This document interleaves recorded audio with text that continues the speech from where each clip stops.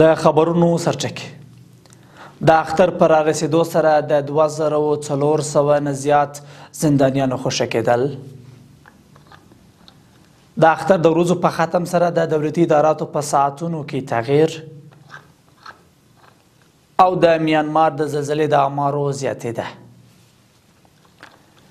د لوی مهربانه خدای په سپېڅلي نامه درنو لیدونکو سلام. د نن ورځ خبرونو ته ښه راغلاست. نن شنبې د 1404 کال د وري 9مه نیټه ده. زه یم دا بشپړ خبرونه. د افغانستان اسلامي امارت ستره محکمه وایي چې د اعلی قدر امیر المؤمنین حفظه الله د حکم او د سترې محکمې د رئیس او قاضي القضات شیخ عبدالحکیم حقاني په هدایت د کوچني اختر په مناسبت د هیواد په کچه 2463 زندانیان آزاد شول او د 3150 نورو بندیانو د بند مودې هم کمې شوې دي.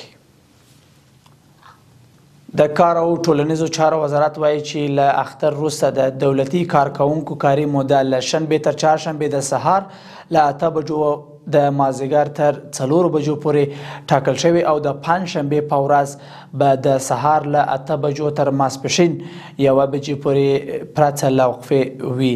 د یاد وزارت په وینا د میاشتې لیدو کمیټې له لوري د شوال المکرم میاشتې تر لیدو وروسته به د دې میاشتې له لومړۍ نیټې څخه تر درېیمې د کوچني اختر په مناسبت په ټول هیواد کې عمومي رخصتي وي.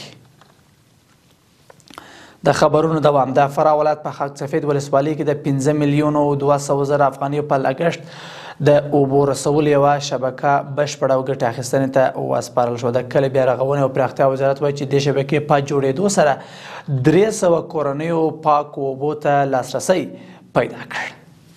او وروستی خبر. د میانمار او تایلند په ځینو برخو کې د زورورې زلزلې له امله ګڼ شمېر ودانۍ نړېدلي، بنسټیز تاسیسات ته زیان اوښتی او لږ تر لږه 150 کسان مړه شوي دي. د راپورونو له مخې په میانمار کې د زلزلې له امله لږ تر لږه 144 کسان مړه او 230 نور ټپیان شوي دي. دې زلزلې تایلند هم لرزولی چې په پایله کې دغه هیواد په پلازمینه بانکوک کې لږ تر لږه 10 کسان مړه شوي دي. د امریکا د ځمکې پیژندنې ادارې د ریشټر په کچه د دې زلزلې شدت په میانمار کې 1.1 او په تایلند کې 1.3 درجې ثبت کړی دی.